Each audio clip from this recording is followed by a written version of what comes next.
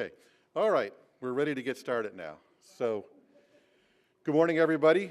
You know, it's great, as I said earlier, it's great to see all of you here today on a rainy day that you all came out for this special opportunity. And as you can see, we have two special guests with us, Senator Mikulski and Administrator Bolden. They've been obviously great supporters of NASA. And today we'll be talking about JWST, and they've been great supporters of the James Webb Space Telescope. Before we get into the James Webb portion, though, I would like to mention that 2013 was an incredible year for NASA and the Goddard Space Flight Center. So we're extremely pleased to have Senator Mikulski and Administrator Bolden here to help acknowledge some of these accomplishments. And already this year, we've had two great accomplishments. We launched TDRS. It's on the way to geosynchronous orbit. Everything is going well. We had a sounding rocket launch campaign at Wallops. And I see Bill standing in the back, and we're still waiting to launch one from Kodiak to look at the Aurora Borealis. So it's been a very, very busy year already. And later on this month, we'll be launching GPM from Tanegashima in Japan. However, we can't spend all of our time talking about the outstanding accomplishments that marked 2013 and the beginning part of this year. We do want to take this opportunity, though, to note the significant year that JWST had in 2013 and the beginning of 2014. Most of the hardware, all the critical hardware is here now for the James Webb Space Telescope to begin testing. We just recently completed at Northrop Grumman the critical design review for the spacecraft, and today you're going to have the opportunity to see some of that hardware. I'd like to take a moment to acknowledge some of our special guests that are sitting in the front row, and I would ask that you hold your applause until after I've introduced everybody. Okay. All right, I don't know how to follow that, but at any rate, we'll try. Okay, sitting right here in the front is Dr. John Grunsfeld. He's the Associate Administrator for the Science Mission Directorate. Next to him is Eric Smith, the Acting JWST Program Director and the Program Scientist. Sitting next to him is John Mather, the Project Scientist, Senior Project Scientist for JWST and our Nobel Prize winner.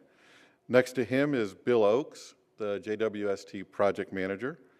And next to him is Matt Mountain, the Director of the Space Telescope Science Institute. And next to him is Bill Smith, the, what are you, President of the Association of University for Research in Astronomy. Sorry about that. Let's see, my thing is out of order now. So I have Rob Strain, the president of Ball Aerospace, and many of you may know him. He used to stand up here where I am. We have Wanda Segur, who is the vice president and deputy for civil space at Lockheed Martin Space Systems Company. We have Bill Mackey from the Canadian Space Agency, Marco Siriani of the JWST Science Operation Development Manager of the European Space Agency, and we have, I apologize, Charles Atkinson, Director of the JWST Optical Telescope Element from Northrop Grumman. So if you could give them a round of applause.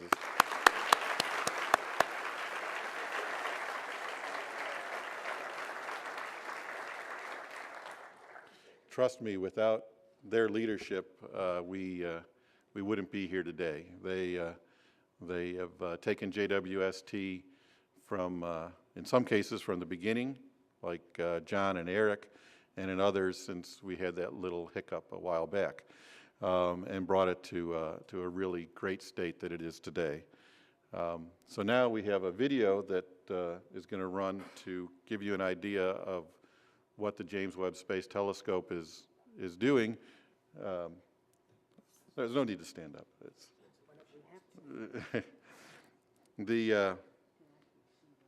So James Webb is the follow-on to the Hubble Space Telescope. It's going to allow us to see back in time in the formation of the universe when the first stars and galaxies began to form.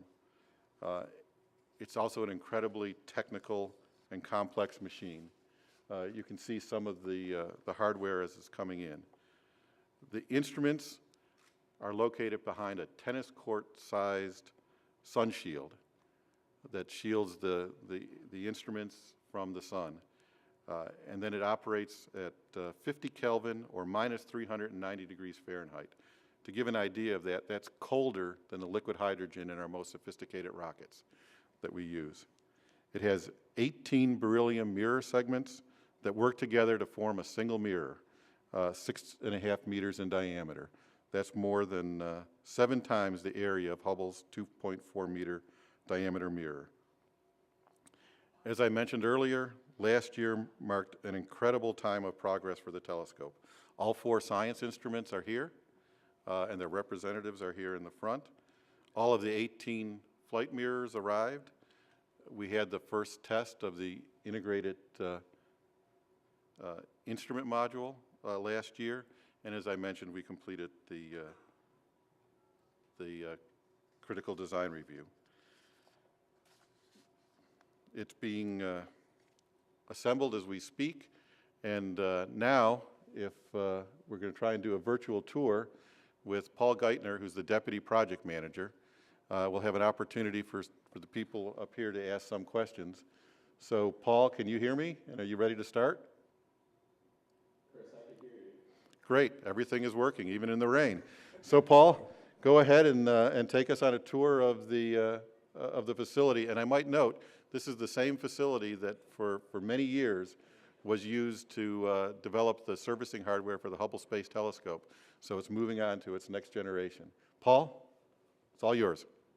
Thank you, Chris, and good morning. I'm coming to you from the largest clean room of its kind in the world, the Spacecraft Systems Development Integration Facility. The air in here is about 100 to 1,000 times cleaner than the air you're in right now. And it's like an operating room, and this is basically the birthing room for the James Webb Space Telescope. So with Mike McClare here, we're going to go ahead and review some of the hardware that's in here. First, I want to show you the NearCam. That stands for near thread camera. This is the workhorse. This will be the workhorse of the telescope. It's going to take stunning images of things never before seen. It also functions as the tool we use to align and fine-tune the telescope when it's in space. Even though it's very clean in here, this has a protective anti-static bag over it. Even cleaner while it's sitting here. So this is our #1 instrument. It's from the University of Arizona and Lockheed. And we'll come over here with Mike to look at the next instrument, which is from our partners, the European Space Agency. And it is the NIRSPEC, which stands for Near Infrared Spectrometer. This is a very powerful spectrograph. What that does is it's going to spread light into its constituent colors, kind of like a prism does with light or raindrops do with light to make a rainbow. It's going to spread light into its constituent colors, and that way scientists will be able to determine how fast objects are moving, and it will also tell them what they're made of, their chemical composition. So we'll be able to see what stars and galaxies are made of, and even perhaps detect the molecules that we know are associated with life in atmospheres around other planets, orbiting other stars. It's pretty exciting. And then over here, next we have, inside the instrument module itself, is the mid-infrared instrument, or MIRI, and it's the silver one on the side. This is both an imager and a spectrograph, and it's unique in that it takes images and spectra at the longest infrared wavelengths. This will be a very powerful tool for confirming if an object is one of the very first in the universe or not, and it will be very powerful for doing studying star and planet formation. And then last among the 4 instruments is the FGS nearest, that's fine guidance sensor, near infrared imaging slitless spectrograph. It's a mouthful. That is from Canada, from the Canadian Space Agency, our other international partner, and it serves a critical function. It will enable the telescope to point extremely precisely on its targets.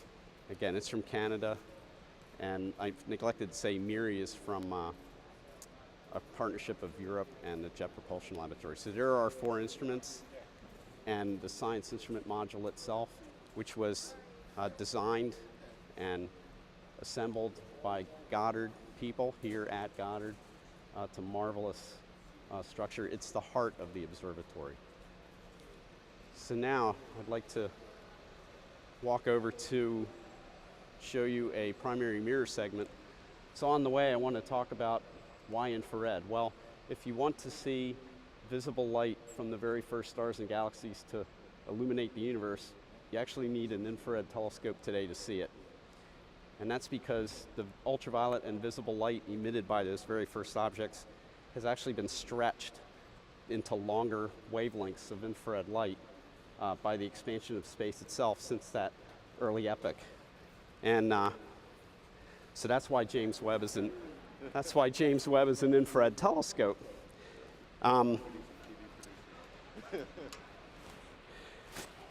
Mike's going to follow me up the stairs. So since it's infrared we can't see with our eyes, but it's heat radiation. We feel it as heat. And so for a telescope to be very sensitive, an infrared telescope to be very sensitive, it has to be extremely cold, so it's not looking at its own infrared light. So here is a mirror segment. This is one of the 18 mirror segments that will make up the primary mirror. This is the first one we made.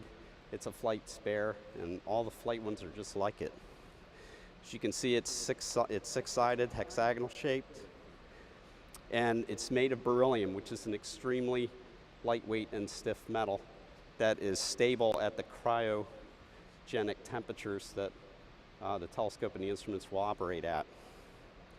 It's coated in gold to optimize its reflectivity in the infrared. This was made by, or the construction of these mirrors was led by Ball Aerospace under subcontract to Northrop Grumman. One thing interesting about these mirrors, this is about 1.4 meters in diameter. If you scaled this up by a factor of 2 million, so it's the same size as the continental United States, this thing's so smooth that the average altitude difference between peaks and valleys would be only about 2 inches. That's how smooth this mirror is. 18 of them make up the primary mirror. And over here is the robot arm that we will use to place all 18 segments onto the telescope structure. I'm actually standing on what we call the ambient optical assembly stand, which is a massive precision structure for assembling the telescope. This is a pretty neat robot arm. It will place each of the 18 segments into what we call the backplane. It's a structure that will hold the mirrors, and this is right here is an engineering model we use to validate our design of the structure. It has 3 out of the 18 cells on it, and we were practicing putting mirror segments into this before the flight structure shows up. So that's what I have to show you right now. Lastly, if you want to see where all the mirror segments are, up on that mezzanine, looks a little bit like the nursery from the movie Alien. That's where all those cool looking shipping containers are where the flight mirrors are. So, just in closing, some of the greatest discoveries from Hubble were basically answers to questions no one even thought to ask. And James Webb Space Telescope, with its tremendous capabilities, will really be something. Whenever we look at nature with new and powerful capabilities, we always discover amazing things. This is the promise of the James Webb Space Telescope. Okay, thank you, Paul.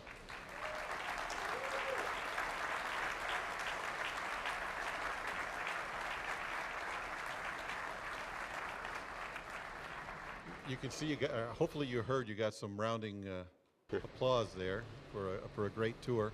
Someday we'll let people see your face. And now I'd like to give Senator Mikulski and Administrator Bolden an opportunity to ask you some questions. Great.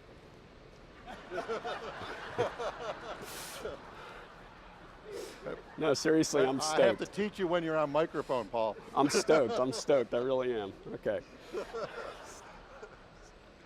Hey there, Paul. How are you feeling? I'm feeling you feel great. like kind of the Broncos defensive line up there now?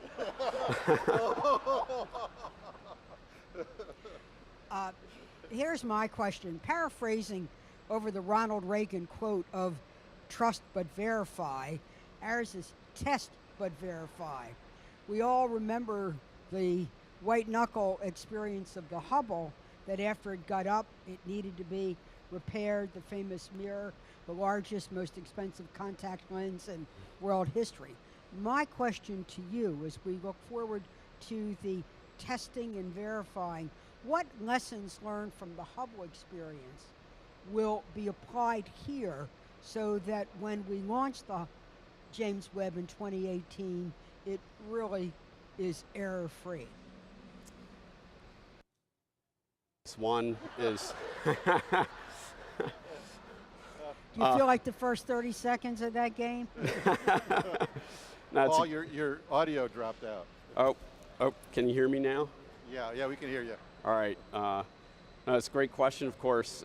There's really two things. One is all our testing is being done completely independently from the manufacturing. So the tools we use to test the instruments, the optics, they are completely separate from the instruments that we're used to and the tools used to build them.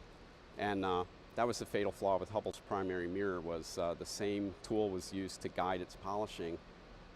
It was later used also to verify its figure. Well, if you set it up wrong, you're still going to get a right answer, or you think you get a right answer. So what we've done here is all our tooling is for manufacture and our tooling for verification are separate. And then the second thing is independent review. We have rigorous and expert independent review of all our testing procedures, in particular our optical work, with a panel of esteemed engineers and scientists. And that rigorous independent review was really useful. It kept us from making any mistakes. So, and then there's really one more thing, I guess, if you could add a third thing, and that's adjustability. You know, the fact that this telescope is deployable means we need to be able to adjust it so we can get it all lined up. And that adjustability that we need for deployment also will help us out in making sure that we can make the telescope line it up and make it good.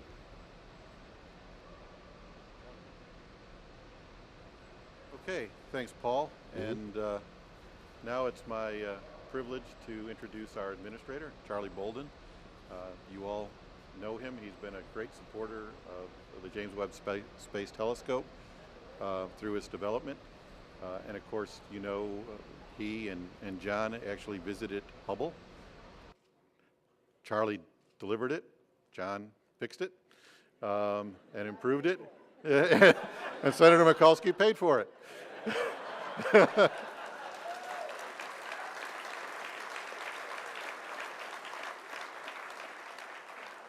So we have the Trioca that made Hubble a great success, and of course many of you worked on Hubble as well, and now you're making JWST a great success as well. So Charlie?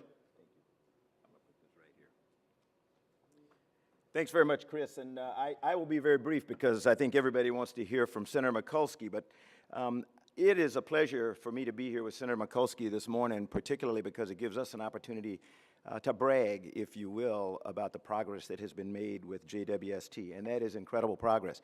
You know, unless you go back to the beginning of something, bad days, dark days, that Senator Mikulski sort of implied in her comments about Hubble, then you don't have a way to appreciate where you are today. And 5 years ago, Senator Mikulski and I, it was not pleasant, to put it mildly, because I had to go in and explain to her that I had not done a very good job of stewardship of the James Webb Space Telescope as the incoming NASA administrator. But I pledged to her that we would fix it. And one of the reasons, you know, that this team is here today is because of that promise we made to her. On a lighter side, Eric's sitting down here. People back at NASA headquarters are relaxing this morning that are in our morning workout group, because if Eric's not there, we're not doing T25 or any of that other crazy stuff. So it's good to be here. I really believe that, like the other great observatories that are operating today, whether you're talking about Hubble, Chandra, or Spitzer, JWST will revolutionize our understanding of the universe. And Paul talked about one thing. If I had asked a question, it would have been, I am very, very hopeful that what Paul talked about with NIRSPEC, for example, that we can look into the atmosphere of some of these planets that we are now discovering, you know, with other instruments that we call exoplanets, particularly those that seem to be very similar to Earth.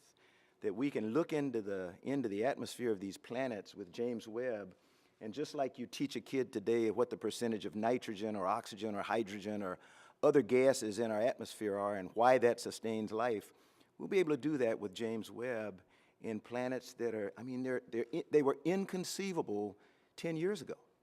I mean, just think about it. Millions of them potentially. So I think that's the promise of James Webb, and I think that is something that there's probably not many people who recognize that outside of this room better than Senator Mikulski. And I think that's the reason that she was so tough on us and so demanding that we get it right. The team has worked through the early challenges, and as Chris said and Paul said, we're now delivering what we think is the best product possible. You should all be proud of the work that you continue to do, not just the work that has been done, because past is prologue.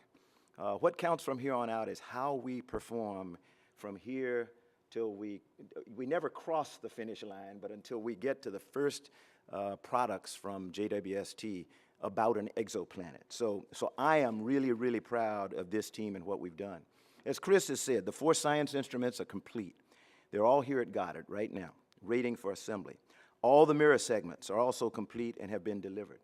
The backplane, and I wish I knew more about it, because that is the consummate in new technology. That was a technology that we did not have, and really without it, my understanding is James Webb would not be the instrument that we expect it will be, because we needed a stable backplane on which all these segments could sit and be adjusted the way that Paul talked about in response to your question about, you know, testing and everything else. Not only are we going to test and test hard here on Earth, but when we get it in space, we can actually make adjustments with it because of this new technology backplane on which these 18 segments sit, and we can adjust it real time if we have to. So that's incredible. It is an absolutely impressive piece of engineering, and it includes new technologies that make this spacecraft unlike any other we've ever developed before. And the good news, the really good news, is that we're on track for a planned launch in 2018. And that's great news. We've got cushion in our schedule, and we're hanging in there in cost, so we're doing, I think, pretty well. I want to thank Senator Mikulski. I want to thank you personally for being tough on us and for continuing to be tough, because it's sort of like raising your kids. You know, you can give them everything they want. You can try to be easy on them, but there is nothing like tough love. And I kind of describe that as Senator Mikulski's approach to us. It's been tough love, and she continues to hold our feet to the fire, and I know as long as she does that, we will try not to disappoint. We wouldn't be here today if she hadn't championed this critical capability for NASA. No question, none whatsoever. So anybody who thinks we would, you got another thought coming. We would not be sitting in this room today talking about JWST had it not been for her. I know she understands just how important it is to continue to push the boundaries of what we can do in space.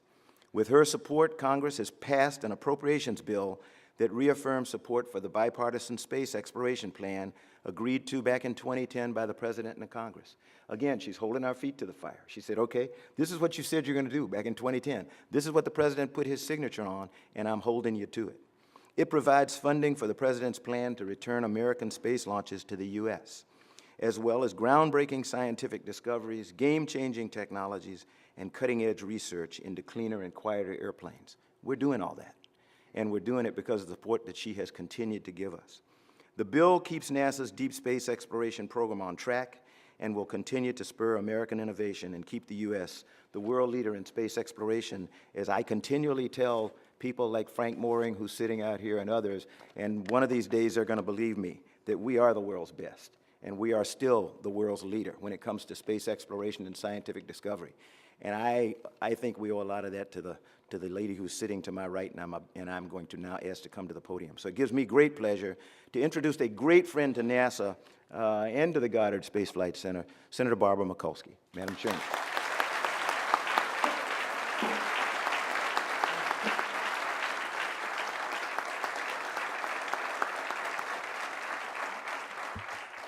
Thank you, Director Bolden and Administrator Bolden, and to all of you. First of all, I'm just glad to be back at Goddard once again and to say hello to all of the wonderful men and women who work here at NASA Goddard, the civil servants, the contractors, all of the people here, over 10,000 people, scientists, engineers, our very own in-house Nobel Prize winner. I'm so proud of Goddard. Every day in every way, you lead the way in earth science, helping us understand the earth itself, its climate, and all the great science research that Goddard does. And we've had a very successful year, like at Wallops, where we've actually had an unmanned crew, an unmanned commercial vehicle go take cargo up to the space station, and our continued work with Hubble, space servicing, all the wonderful things you do. And now today, the delivery of the parts, all of the component parts, to really actually build the James Webb Telescope. I see this as kind of like Legos meets NASA in all of these parts being put together. But I have a great deal of confidence in what's going to happen here, that it will be assembled, then tested, then its major route all the way to French Guiana in 2018 for its launch. Now, Administrator Bolden has talked about how tough I am. Friends, I'm not the one that's tough on you. The Tea Party's tough on you. I've saved you from the Tea Party. My firmness in getting the right information to keep on budget line saved you. It was not me being tough. It was them seeking quick fixes to cut the budget. And James Webb Telescope, at the cost of $8 billion, was standing out there like in an orange jumpsuit, waiting to be cut because of some, really, quite frankly, the lack of stewardship and oversight at NASA.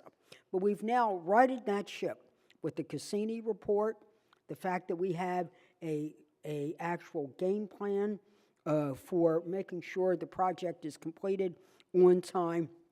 We were able to do that. But just remember, it's not me. Let's not make it personal.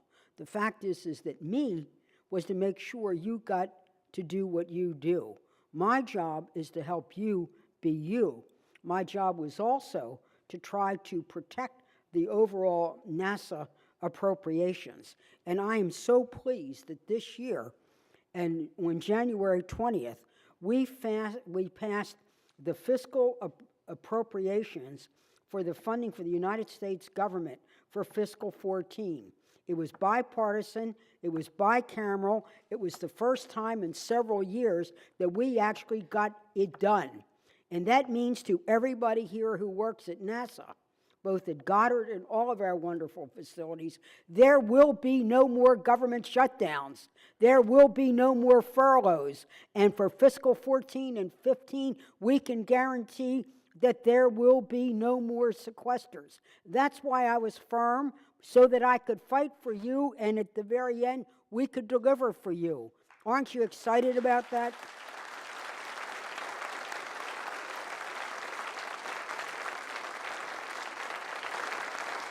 We worked together, and it wasn't easy, I can assure you that. You know, Senator Patty Murray and Paul Ryan did a great budget showing that you can compromise without capitulating on principle. Those two worked and led the way. We in Maryland had the very able help of Chris Van Hollen, who was the vice chair of the Budget Committee. They gave us the framework. They were able to cancel sequester. Then it came to appropriations. Senator Richard Shelby, another devoted advocate of America's space program, and I went to work with the House. They said it couldn't be done. We'll pass some things like defense, but the others will put into a CR, a continuing resolution that would have frozen you at 2013 post-sequester levels. That would have been a disaster, no matter how able the administration, no matter how insistent the oversight, no matter how faithful the employees, it still would have been so Spartan and so skimpy that we would not have been able to do what we needed to do.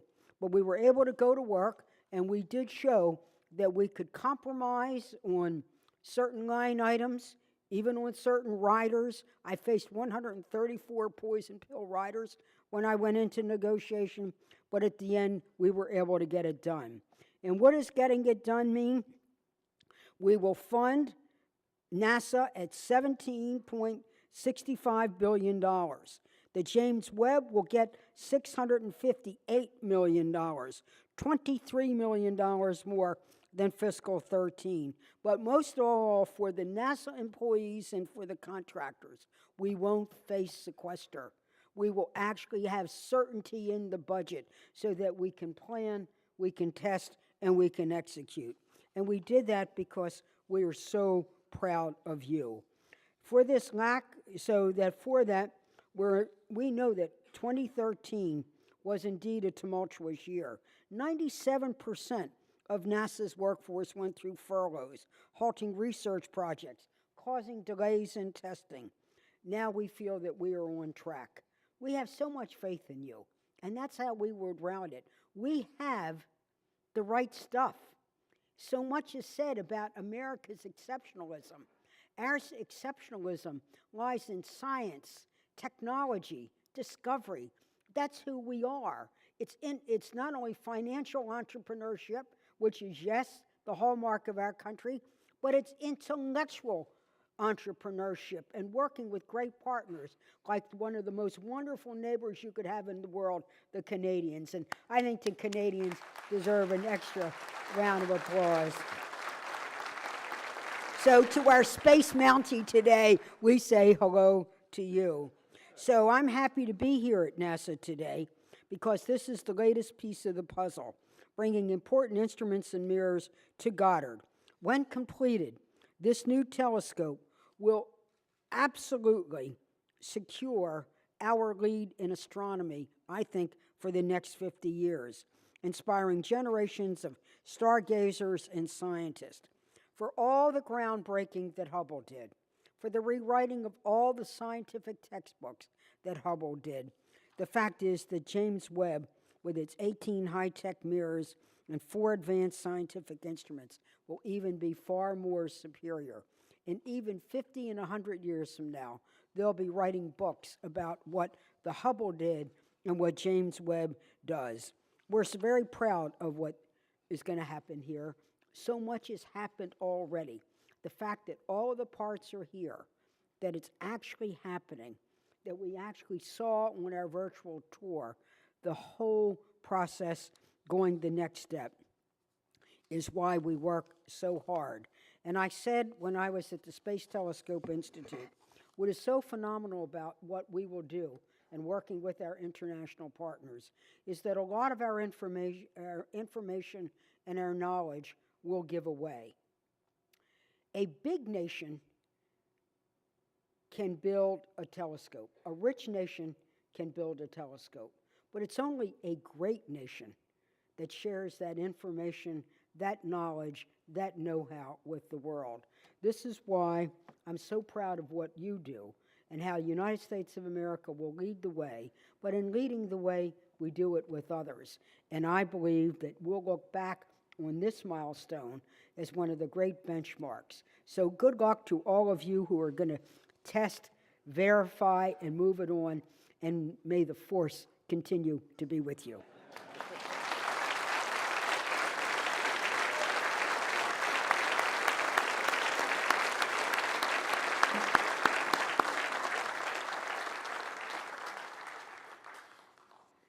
Well, you know, it's always difficult to follow Charlie, but it's impossible to follow Senator Mikulski. I'll be closing this out and give some logistics in a moment, but before I do that, I really want to thank Administrator Bolden and Senator Mikulski for being with us here today. As you can see and as you heard, we have two fantastic supporters in the highest places in government, and really we couldn't do it without them.